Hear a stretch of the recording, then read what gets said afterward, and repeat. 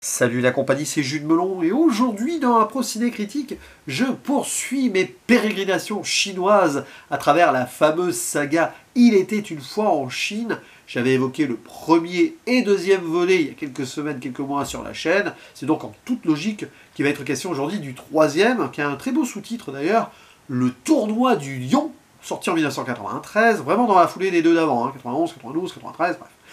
Et une nouvelle fois réalisé par Tsui Hark. Mais celui-ci ne fera pas le quatrième, non, il fera le cinquième. Je crois qu'il sera encore scénariste du quatrième, mais bon.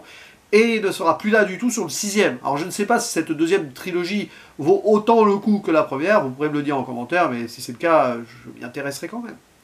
Alors, au casting, on reprend les mêmes et on recommence par rapport au deuxième film en tout cas.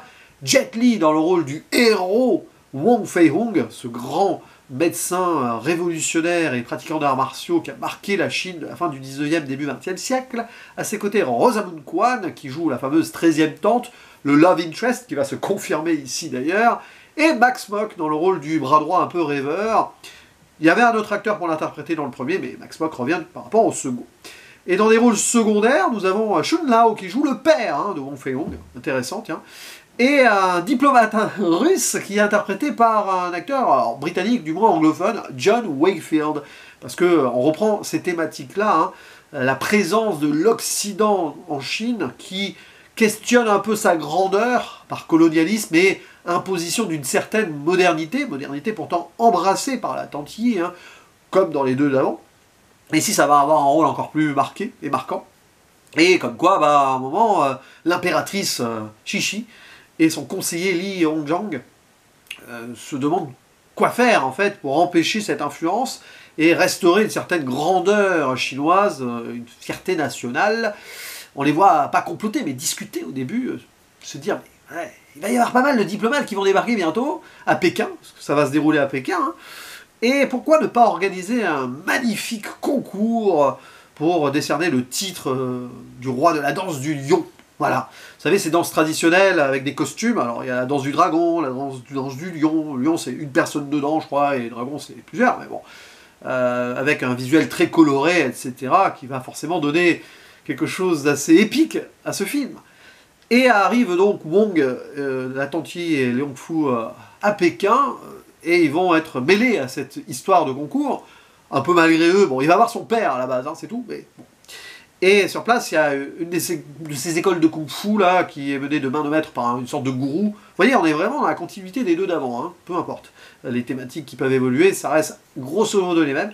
Donc un monsieur qui veut, par le règne de la terreur, empêcher certaines participations pour gagner, en fait, avec le moins d'ennemis possible. Soif de pouvoir, machin, bon. Et donc Wong Fei-hung, son père, ses amis et ses alliés vont combattre ce monsieur qui a une sorte de bras droit, là, club foot dans la version anglophone, pied du diable en français, enfin voilà, qui à un moment va être blessé, enfin il y a toute une histoire derrière, intéressante aussi, un petit peu expédiée quand même, et en contrepartie, la modernité va être très importante, voir si ce diplomate soviétique russe présent sur place a les bonnes intentions ou pas, et voir comment la tante va aussi immortaliser certains moments d'arts martiaux pour la première fois de l'histoire chinoise, avec des visuels animés. Bon, alors il est considéré souvent comme le moins bon de cette première trilogie, en tout cas, c'est le cas.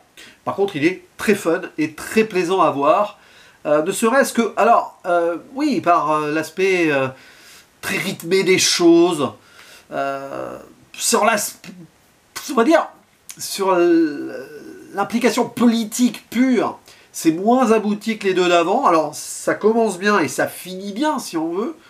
Mais après, on déroule surtout le tapis rouge du spectacle, dans tous les sens du terme. Que ce soit pour certains combats, parfois à ciel ouvert d'ailleurs aussi, et avec l'utilisation, bien sûr, de ces chorégraphies de danse du lion, qui mêlent aussi certains moments de combat. Alors, c'est là où c'est parfois un peu difficilement suivable, désolé du terme, visuellement, mais c'est assez florissant quand même, et on prend un certain plaisir à voir tout cela. Même si parfois on se demande qui fait quoi, où et comment. Mais c'est pas grave ça.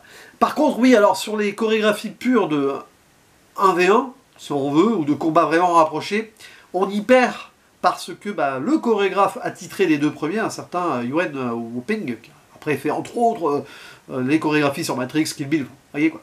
N'est plus là, voilà, il a passé la main, occupé ailleurs peut-être, je sais pas, donc peut-être, voilà, c'est moins travaillé, mais c'est plus fouillé dans des combats d'ensemble, si on veut.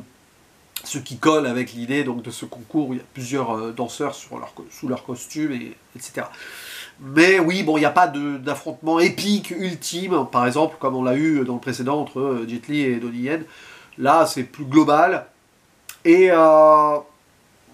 il y a quand même des bons moments, notamment quand le père est attaqué au début, donc l'acteur qui joue le père a vraiment pas mal de force encore, là, il avait pas mal de bagages techniques probablement, même si, voilà, Shun Lao, je sais pas, il n'y a pas de page Wikipédia en VF, est-ce qu'il a marqué d'autres œuvres d'arts martiaux hongkongais, chinois, vous pourrez le dire en commentaire si c'est le cas, moi je suis très peu connaisseur là-dessus, hein, je l'avoue, surtout sur des films plus anciens de ce style dans ce pays, mais ce qui est sûr, c'est que on va moins retenir un instant particulier, si ce n'est un moment donc avec ce bras droit homme fort là, pied du diable, club foot, qui va être blessé et tout, et on va le voir se traîner. Là, il y a un petit peu, voilà, il a peut-être renié son maître du coup, qui l'abandonne et peut-être récupérer, on va dire, l'aval et la protection de Wong Fei-hung, qui lui est plutôt tolérant.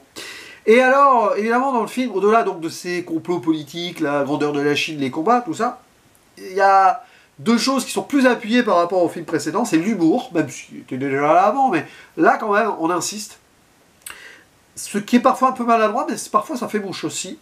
La relation, ce sont des gens donc qui parlent le cantonais, qui viennent de Hong Kong, et qui arrivent à Pékin, donc déjà, voilà, c'est pas le même contexte. Et avec le diplomate russe, là, le baise-vin, non, c'est pas dans les traditions chinoises, ça donne lieu à des trucs drôles. Un humour qui est d'ailleurs lié à la séduction et à l'amour, et à la romance. Parce que là, la 13e tante et Wong Fei-hung, ça y est, ça commence à... Disons qu'il va y avoir un baiser à un moment, avec la machine à vapeur, qui représente cette modernité d'ailleurs, hein, la machine de Watt. Oui, on va toujours plus loin dans ces nouvelles technologies, mais c'est normal, on avance, on avance. Révolution industrielle et tout. Hein. Donc la romance qui se confirme, et il y a des petits moments très touchants, par exemple, elle va lui apprendre l'anglais un peu, et bon, elle lui apprend des mots, et surtout le I love you. Et le fameux I love you, il y a toute une scène là-dessus où c'est mignon. Et c'est tourné en dérision derrière, parce qu'il y en a d'autres qui arrivent autour et qui disent tous I love you à la tante, mais non, elle, c'est juste Wong qu'elle veut...